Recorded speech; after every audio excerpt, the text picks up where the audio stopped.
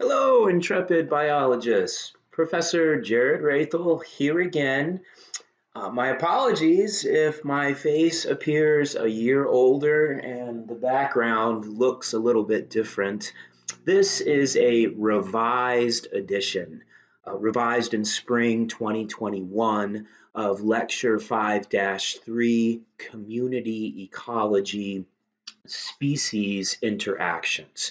So my original YouTube lecture on this topic was flagged for copyright infringement because I embedded some Animal Planet footage with Animal Planet notation into the video. So now instead of that, I've just got a link to a video that I'll ask you to watch here in a few slides. It's a short, easy video. But it means I get to re-record this lecture, which is actually not a bad thing because this is probably my all-time favorite lecture in Biology 182. Today, we're going to be thinking like community ecologists. We're going to be exploring different types of across, interspecific relationships. That is to say, interactions between different species. And so in this picture here, this scene appears like it's about to get really gruesome really quick with this large dinner plate sized tarantula putting the stalk on the unsuspecting frog. This is actually a symbiotic relationship. It's a great example of mutualism, where both the frog and the arachnid benefit from the interspecific interaction. So this is the burrowing tarantula. Scientific name is Xanthus ammonis. It lives in the rainforests of southeastern Peru, a very diverse ecosystem. The spider is well capable of killing and eating a frog of this size. The frog is called the dotted humming frog. It's a microhylid, so one of the small-mouthed family of frogs. But this particular species specializes on eating ants. And ants are one of the major predators on spider eggs. So the tarantula keeps the frog around as a pet, if you will. The frog is going to gain protection from having this giant hairy bouncer at its back to keep other large predators at bay, like birds and snakes. And the spider, its eggs are now going to be protected by this little voracious ant-eating frog. And here is a photo of the two dramatically different species, the massive burrowing tarantula and the narrow-mouthed dotted humming frog snuggling together. You can just imagine the spider with all 8 of its legs wrapped around its teddy bear. This is at the entrance of the tarantula's underground burrow, within which it lays its eggs. So now it's got this ant-eating sentinel at the gate. So biology is truly the best, right? Nature is sometimes wilder than our wildest dreams. So ecological relationships between two different species are known as interspecific interactions. Intraspecific interactions are interactions between individuals of the same species. So on your assessment, you will be responsible for distinguishing between the types of interspecific interactions that we're going to cover today: competition, predation, parasitism, mutualism, like our tarantula and frog, and commensuralism. As we examine these relationships, we will summarize the interactions with plus signs for benefits and minus signs for when the species is harmed. And then we'll use a not sign, kind of looks like a 0, for species that are not impacted by the interaction. So we're going to qualify the nature of these interspecific interactions. So interspecific competition, again, this is competition between two different species. Intraspecific competition would be the same species. So think two bighorn sheep males butting heads would be intraspecific competition. This is interspecific competition, an interaction, a competitive interaction between two different species. It occurs when the different species have overlapping niches, meaning the different species are competing for some limited resource in the system that they share. So both species are harmed by competition, i.e., it is a negative interaction. For example, grizzly bears and gray wolves both compete for precious ungulate carcasses, elk, moose, in places like Yellowstone National Park and in Scandinavia, which this video is about to show you. Sometimes the bears win in this competition, sometimes the wolves win in this competition. But the competition itself is an energy drain for both species. So take a minute and check out the Animal Planet video found on this YouTube link. It's just a couple of minutes and the footage is spectacular as brown bears and wolves are competing over a carcass. So take a moment and check it out. Apologies, it's not embedded within this lecture. Hopefully you enjoyed that short video. So the question then arises, if competition is so detrimental, how is it that we see such rich biodiversity around our planet? And the answer is because species are able to avoid competition by becoming resource specialists, i.e., they carve out their own ecological niche, their own place in the ecosystem, thereby avoiding competition. So consider a freshwater lake, say one in Florida because we've got flamingos. It can support many different species of birds, all living in the same space, because each of these bird species has its own unique ecological niche. So the flamingo on the far left, the bright pink flamingo, has a curved bill that allows it to scoop up the sand and sieve out microorganisms. The mallard, this is a male mallard, a drake. You guys know this one with the green head. This is a dabbling duck. So they're really good at diving and feeding on aquatic vegetation. In the middle, this is the American avocet. You can see that it's got a slightly upturned bill, and that's perfect for probing in the sand for worms. Here we have the American oyster catcher. So this one has a thick, heavy bill that is ideal for cracking open bivalves, clams, and mussels. And then lastly, we have killdee, the little killdeer. I've seen these on our campus before. We have them in the Sonoran Desert as well. Black bar at the upper breast across the neck. But you'll see them scurrying along the beaches of lakes in and out, avoiding the waves as they're hunting for worms and other arthropods. So to summarize, different species avoid competition by partitioning the resources. The coniferous forests around Flagstaff, up in the high country, another great example. They can support a multitude of small insectivorous, insect-eating warblers because each warbler species is specialized in hunting in different sections of the coniferous forest's canopy.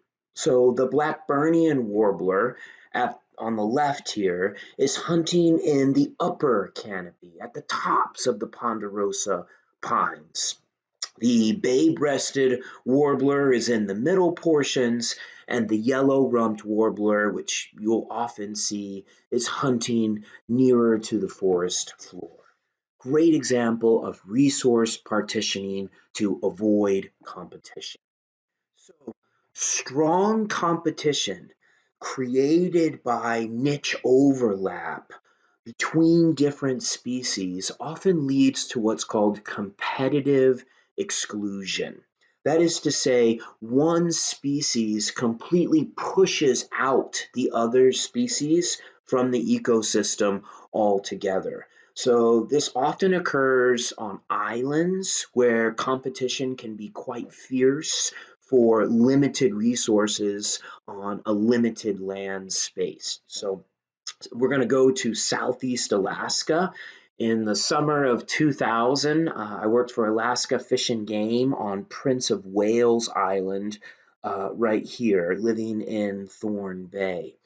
But Southeast Alaska is a great example of competitive exclusions. So above the red line here, on what are called the ABC Islands, Admiralty, Baranof, and Chichagof. There's Juneau, the capital of Alaska. But on the ABC Islands, we find grizzly bears, the large brown bear species, but there are no black bears and there are no gray wolves. The brown bears have excluded the smaller bear and canid species from these more northerly islands. But south of the red line, including on Prince of Wales where I lived, there are no brown bears. Instead, the black bear and gray wolf has won the competition in these more southerly islands. So great example of competitive exclusion of your large-bodied apex carnivores in Southeast Alaska. So this brings us to this concept of the fundamental versus the realized niche. In the absence of competition, the smaller species of barnacle, right here, the brown one, is perfectly able to exist, to occupy the space from the high tide all the way down to the low tide zone. It could totally survive and thrive there in a perfect world in the absence of competition. However, in the real world, there's another species of closely related barnacle that outcompetes the smaller barnacle in this zone right here. So what this ultimately is pointing to is the fundamental niche is the place where the species could exist, the resources it could exploit in the absence of competition. The realized niche right here is where the species is actually found when it has to face competing species that have niche overlap. This is where it actually lives in the presence of real world competition. So I've actually thought quite a bit about fundamental versus realized niches, particularly with respect to large carnivores that live in Western North America. In 2017, I was a co-author on a published paper in the Journal of Wildlife Management with colleagues from South Dakota Game and Fish. And our work demonstrated that pumas, or panthers, mountain lions, cougars, these large cats, it's all the same species, just different common names, that pumas have a very expansive fundamental niche when they're freed from competition with black and brown bears as well as gray wolves. So in the Dakotas, where the black bear and gray wolf and brown bears have all been eradicated and have not recolonized, the puma, this apex predator, pretty much has the whole ecosystem to itself. So what South Dakota biologist Chad Lehman and others found was that the pumas will come down out of the timber, out of the forests, and hunt the lower elevation sagebrush flats looking for newborn calf elk. And they're actually very efficient predators on these newborn calves. So we didn't see this, at least to the extent that they see it in the Dakotas in the early 2000s in Montana when I did similar work. So in Montana, in the sagebrush areas, the calves were particularly vulnerable to bears. And it wasn't until the calves migrated up into the coniferous forests that the mountain lions began preying upon them. So a great example of a species freed from competition that is exploiting this big, broad, fundamental niche. It's hunting in an entirely new hunting grounds. So that brings us to our next type of interspecific interaction, predation. Predation is a plus minus interaction where obviously the predator benefits, the predator gets the plus, like this Venus flytrap that's clearly benefiting from catching and deriving energy and nutrients by killing and consuming its prey. In this instance, it's called a sweat bee, which is obviously harmed by this predator-prey interaction. So that said, when we look closely at nature, who is the predator and who is the prey is not always readily apparent. So check out this role reversal. So again, we're going to avoid copyright infringement. And instead of embedding this really amazing video, I'm going to ask that you go to the link. I'll also point out at this point that on your Canvas page, under supplemental videos, I'll also have inserted the links to all of these videos. So this one's only 47 seconds, and it's truly remarkable. Check it out. So what you just saw was the Apomus beetle in its larval form, its juvenile form, luring in this hungry amphibian using its antenna like a lure. And then quickly you see it latch on with its powerful mandibles onto the palate of the frog. And then it injects these very strong acidic digestive juices which breaks down the insides of the frog and allows the Apomus beetle to slurp out all of that froggy goodness. So this is what the Apomus beetle looks like when it morphs into its adult life stage. This is a badass beetle that specializes on killing and consuming frogs and toads, amphibians, predator-prey interactions. So as we discussed in the last unit, Unit 3, the evolutionary history of life on planet Earth, there's this co-evolutionary arms race that's going on between predator and prey that has spurred on the evolutionary rise of so many amazing adaptations. The first of which is cryptic coloration or camouflage. So individual great horned owls that have plumage coloration that's modeled and allows them to blend into the bark of trees makes those individual owls with those traits more likely to survive by catching prey, acquiring resources, and having successful reproduction. It allows them to pass along those traits. So cryptic coloration, the result of predator-prey interactions. Do you see it? Do you see it? Blam! And just like that, your genes have been pulled out of the gene pool. Undoubtedly, many of our human ancestors never saw the cryptically colored leopard until it was too late. You see it right there. A cryptically colored ground hunting spider right there. And we know it's not just predators that evolve cryptic coloration. Prey also utilize camouflage. So this is a leaf-tailed gecko.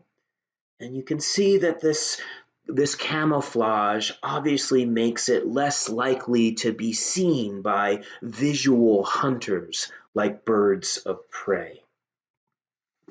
This gecko here actually has cheek flaps that allow it to just blend in with that tree trunk, remaining motionless and undetected while right out in the open.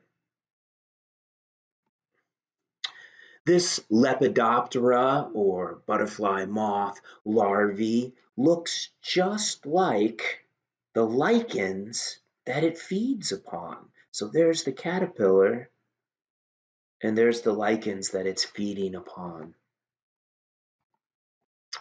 Okay, the opposite of cryptic coloration or camouflage is aposematic coloration. This is the entirely opposite approach. So here, the prey item is going to announce their presence to would-be predators in a flamboyant style. It's like a wah, wah, flashing neon sign, right? So this is the Mandarin fish. It's got these striking colors, lots of contrasts, bold contrasts between dark and light, and an entire spectrum of colors, vibrant colors. Here it's announcing to predators, if you eat me, you're going to get a very upset stomach. So aposematic prey have evolved chemical defense mechanisms. The masters, of course, are the poison dart frogs, named because of their toxic secretions. This is the golden dart frog. It has enough poison to kill some 20,000 mice. The Yanomami, the indigenous tribe that lives in the Amazon basin, it's a true hunting and gathering culture. They carefully use these frogs to tip their blow darts to make their weaponry, right, that much more deadly. This aposematic species lives right here in Arizona. I've never seen one, but I would love to.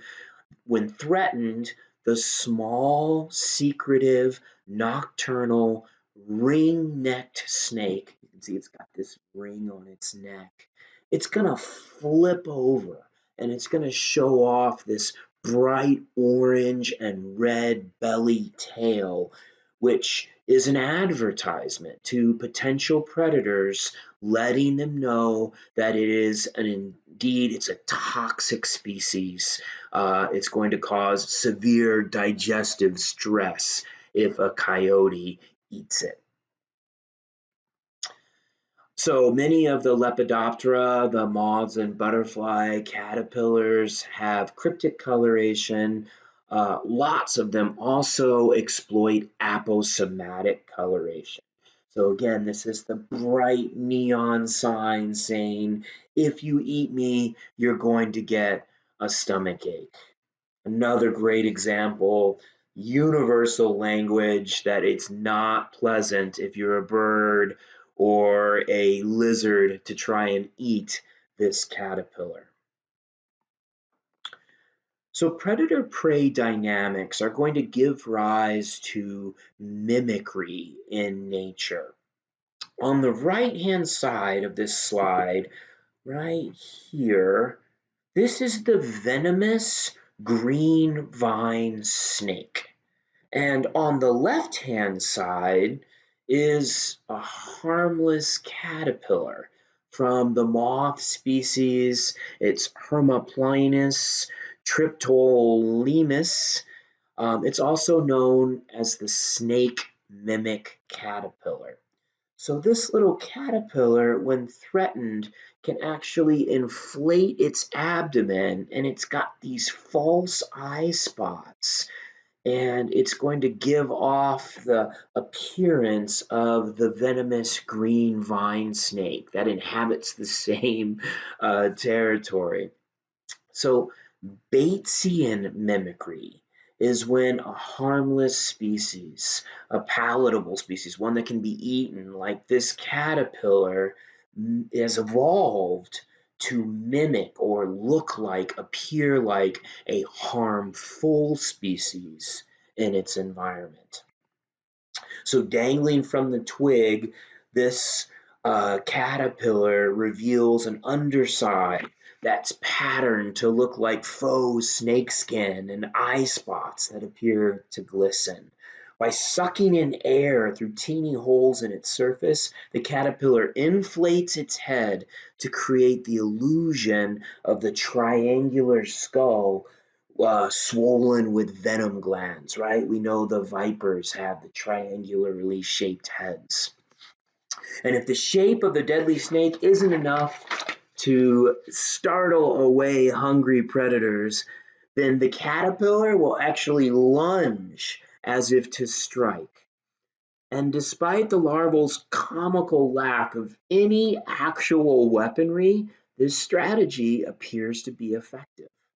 In experiments using artificial caterpillars made out of pastry dough, researchers have found that eye spots and a snake-headed shape can greatly improve the caterpillar's odds of survival among avian or bird predators, even in regions where tree-dwelling snakes are rare. Okay. If you don't remember anything else from Bio 182 in 10 years, I hope that you remember this. Both of these snakes are found in Arizona. However, one is highly venomous and can kill you, and the other completely harmless. So a classic example of Batesian mimicry, again, where a harmless or palatable species mimics a harmful species. Remember, red on yellow, right there, red on yellow, kill a fellow.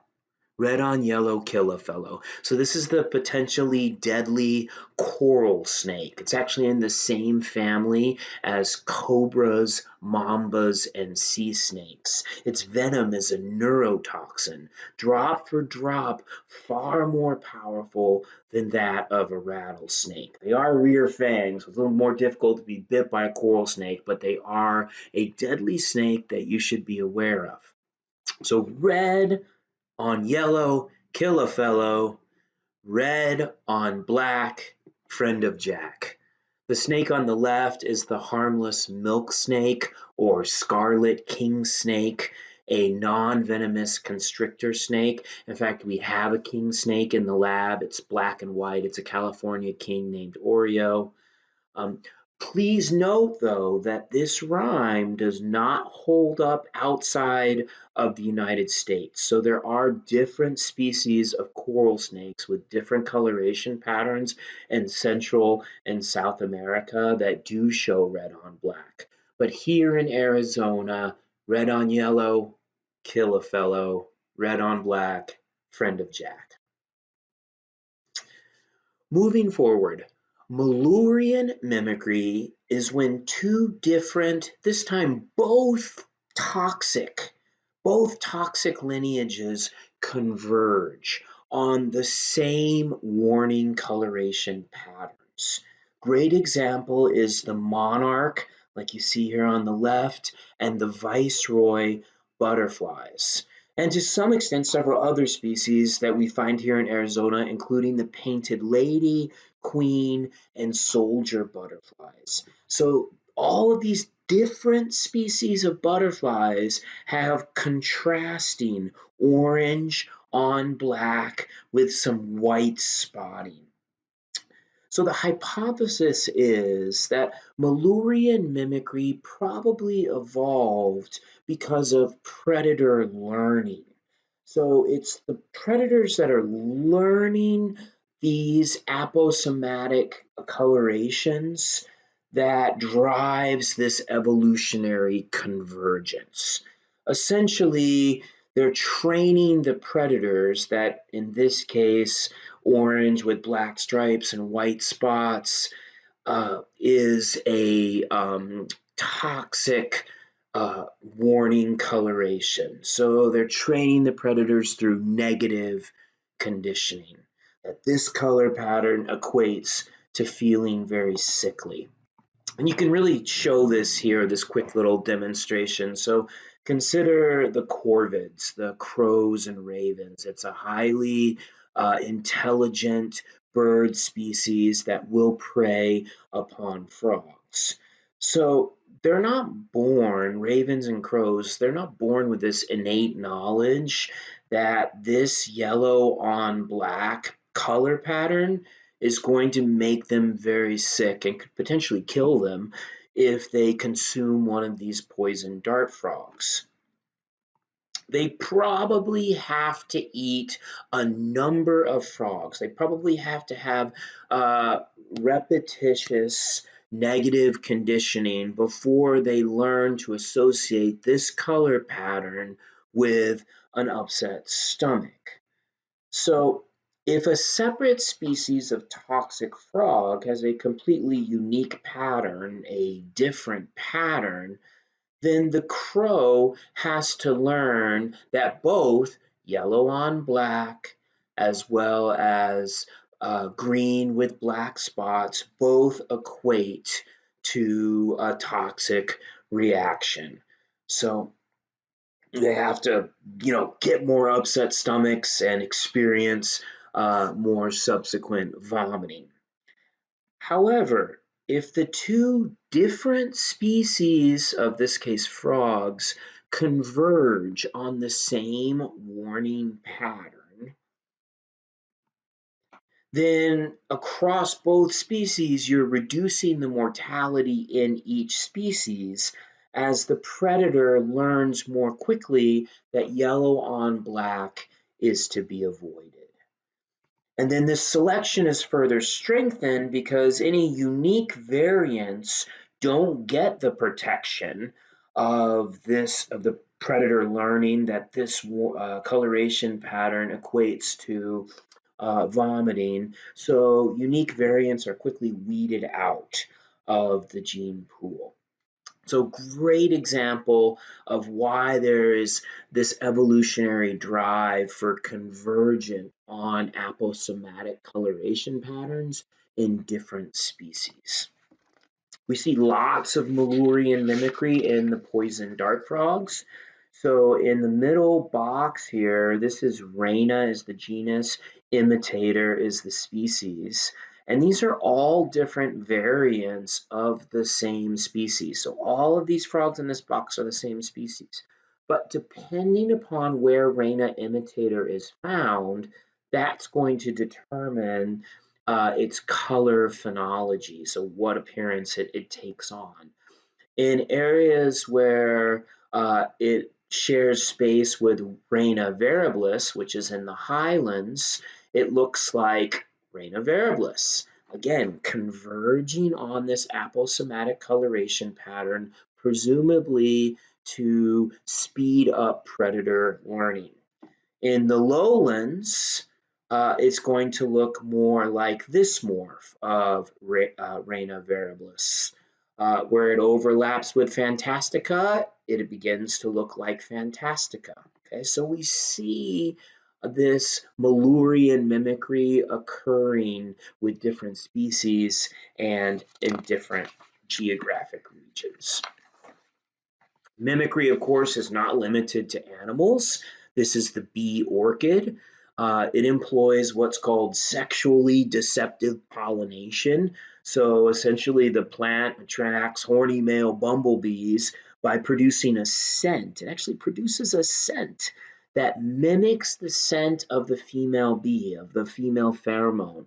So in addition, the lip acts as a decoy as the male bee confuses it with a female and actually attempts to mate with the flower. And in the meantime, it gets dusted with the flower's pollen.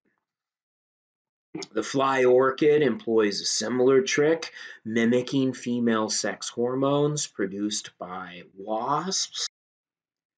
Moving on to our next interspecific interaction, parasitism, like predation, is a plus-minus interaction. But in this interaction, the parasite doesn't always kill the host. Often, it needs to keep the host alive in order to complete its life cycle. So remember, a predator is going to kill and consume its prey, but a parasite is going to use its host to complete its life cycle. So for example, the tongue-eating louse, which you see two of them here, is a parasitic isopod, meaning it's related to roly-polies. Its larval form will enter a fish through its gill slits. The female larval louse then attaches to the tongue of the host of the fish. It severs the blood vessels that feed the fish's tongue, causing the fish's tongue to fall off. It's then attached there right at the fish's mouth, the entrance to the fish's mouth, basically forming this, attaching to this stub of musculature where the tongue was, and it becomes the fish's new tongue. So every time the fish feeds, this parasitic isopod gets a free meal. In this case, this poor host has not one, but two of these parasitic tongue lice. So the fish is going to live, but it's going to live in this weakened state now that it has hungry parasites that are stealing its energy. These guys are commonly known as horsehair worms. Because primitive peoples once thought that they were actually horsehairs that became animated when they hit the water. So there's about 350 or so known species of these horsehair worms, and they each specialize on invading the bodies of different arthropods like grasshoppers, crickets, cockroaches, beetles, and the praying mantis. So I'll show you that clip here in just a second. But after the arthropod host inadvertently ingests the eggs of the horsehair worm, the parasitic worm is going to develop, in this case, inside of the grasshopper for several months. Then they're actually going to invade the brains of their hosts, exerting this mind control that makes the arthropod host, the grasshopper, kamikaze dive into the water and drown itself. As soon as the arthropod, the grasshopper, hits the water, the parasitic horsehair worm emerges and sexually reproduces in this tangled knot. But you just have to see it to believe it. So I ask you to take 2 minutes and check out the YouTube clip here. Definitely the stuff of horror movies. It's entitled Body Controlling Zombie Parasite in Mantis, the Horsehair Worm. Okay, on a sunnier note, some species, like our burrowing tarantula and ant-eating frog from the very beginning, engage in a mutualistic relationship where both species benefit from the interspecific interaction. So when the gigantic Nile crocodiles finish feeding on wildebeest, they'll haul their massive bodies up onto a sunny bank and they will open their jaws wide. This is actually a sign to the small Egyptian plover, this little bird right here, that dinner is served. So the bird is going to systematically go through and remove the bits of flesh from the crocodile's teeth embedded in the gums. The bird is going to receive this protein-rich meal, and the crocodile is going to get a thorough tooth cleaning that greatly reduces gum disease and tooth decay. And if you're a crocodile, you kind of need those teeth in order to survive.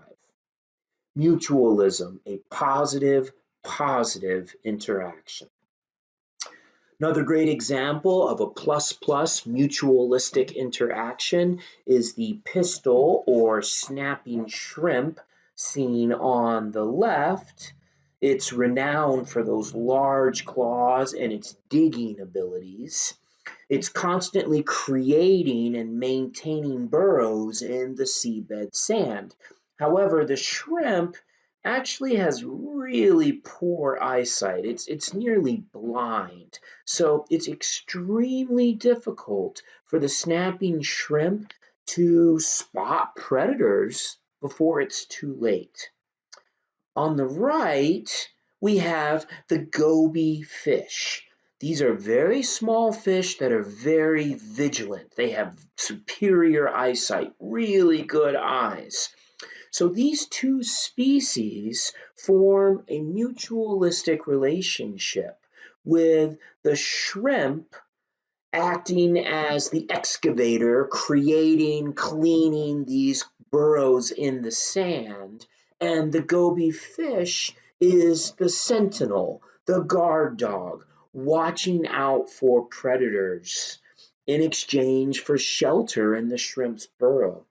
You'll notice if you look closely at this picture that the shrimp's antenna is touching the goby fish. So it knows when the fish darts back into that burrow, it should do the same. So great example of mutualism. Okay, the final interspecific interaction that you're responsible for on your assessment this week is commensuralism.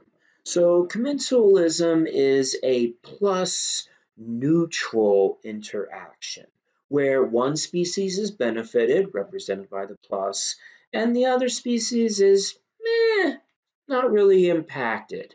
There's really no harm nor benefit to the interaction. So it's symbolized by a zero or a not sign.